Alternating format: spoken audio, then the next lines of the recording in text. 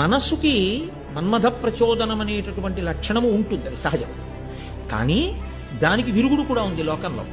అమ్మా అని మీరు పిలిచారనుకోండి, అమ్మా అని పిలిచినప్పుడు మీ కన్నుల ఎదుట ఉన్నటువంటి స్త్రీలో మీకు కామాక్షి కనపడింది అనుకోండి.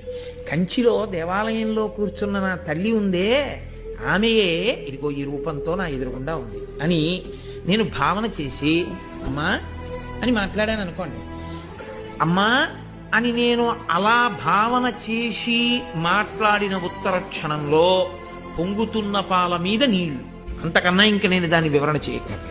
అది ఒక పవిత్రమైనటువంటి ఆలోచన సరళి చేత మనసు తప్పుడు మార్గాన్ని పట్టకుండా నియంత్రించుకోగలిగినటువంటి స్థితిని పొందుతుంది.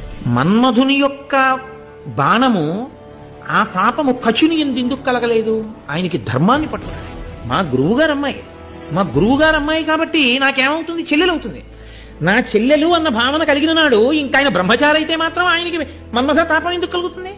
తాను ధర్మం తప్పి మనిద్దరికీ మన్మధుని యొక్క ప్రచోదనం చేత పెళ్ళయిందని నిర్ధారించడం ఎంత అధర్మం, ఎంత దోషభూయిష్టమైనటువంటి మాట తీరది. కాబట్టి ఇప్పుడు కచుడు చాలా మర్యాదగా మాట్లాడాడు. ఆయన అన్నాడు, తప్పు, నాకు అటువంటి వికారం లేదు, నేను ఎన్నడూ నిన్న ఆ భావనతో చూడలేదు. ఎంత అద్భుతమైన మాట అండి అది. ఆ భావన నాకు లేదు, నేను బ్రహ్మచారినేనైంది. మనసుకి మన్మథ ప్రచోదనం అనేటటువంటి లక్షణము ఉంటుంది, అది సహజం. కానీ దానికి విరుగుడు కూడా ఉంది లోకంలో.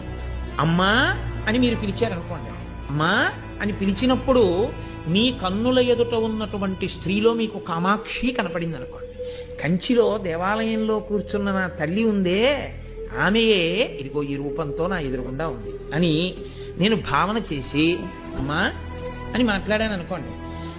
అమ్మా అని నేను అలా భావన చేసి మాట్లాడిన ఉత్తర క్షణంలో పొంగుతున్న పాల మీద నీళ్లు, అంతకన్నా ఇంక నేను దాని వివరణ చేయక్కర్లేదు. అది ఒక పవిత్రమైనటువంటి ఆలోచన సరళి చేత మనసు తప్పుడు మార్గాన్ని పట్టకుండా నియంత్రించుకోగలిగినటువంటి స్థితిని పొందుతుంది. మన్మధుని యొక్క బాణము, ఆ తాపము కచుని ఎందుకు కలగలేదు? ఆయనకి ధర్మాన్ని పట్టుకున్నాడు. మా గురువుగారు అమ్మాయి కాబట్టి నాకేమవుతుంది? చెల్లెలవుతుంది. నా చెల్లెలు అన్న భావన కలిగిన నాడు ఇంకా ఆయన బ్రహ్మచారి అయితే మాత్రం ఆయనకి మన్మథ తాపం ఎందుకు కలుగుతుంది? తాను ధర్మం తప్పి మనిద్దరికీ మన్మధుని యొక్క ప్రచోదనం చేత పెళ్ళయిందని నిర్ధారించడం ఎంత అధర్మం, ఎంత దోషభూయిష్టమైనటువంటి మాట తీరది. కాబట్టి ఇప్పుడు కచుడు చాలా మర్యాదగా మాట్లాడాడు. ఆయన అన్నాడు, తప్పు, నాకు అటువంటి వికారం లేదు, నేను ఎన్నడూ నిన్న ఆ భావనతో చూడలేదు. ఎంత అద్భుతమైన మాట అండి అది. ఆ భావన నాకు లేదు, నేను బ్రహ్మచారినేనైంది.